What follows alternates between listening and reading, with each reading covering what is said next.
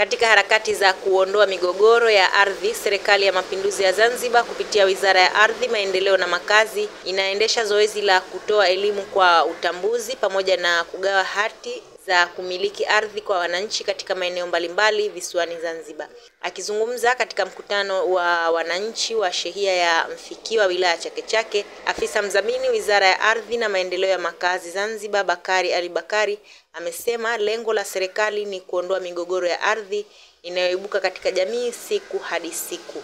Amesema wizara imeandaa mikakati maalumu ikiwa ni pamoja na kutoa elimu kwa wananchi sambamba na kuunda kamati maalumu ya shehia itakayosimamia suala la utambuzi wa ardhi ili kuona kila mwananchi anapata haki yake anayostahiki kuipata.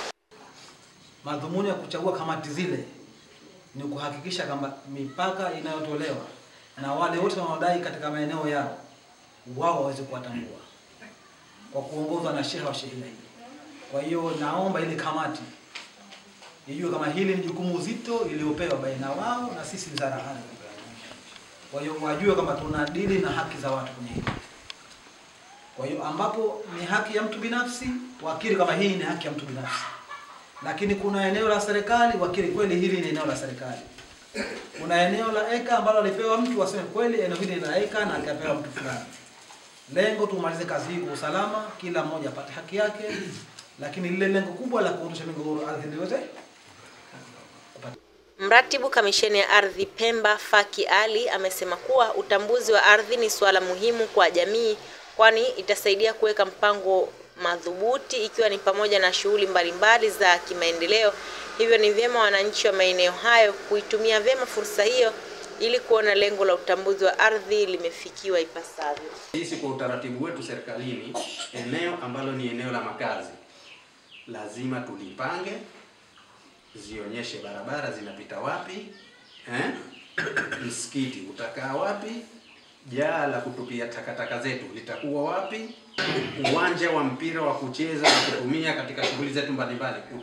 Kwa upande wake, Said Seif Said, mkazi wa maeneo hayo, amewataka wananchi wenzake kuwa na utayari wa suala hilo kwa kuweka mazingira salama ili kuwapa nguvu watendaji kuweza kusimamia na kuweza kukamilisha zoezi hilo kwa haraka bila ya migogoro.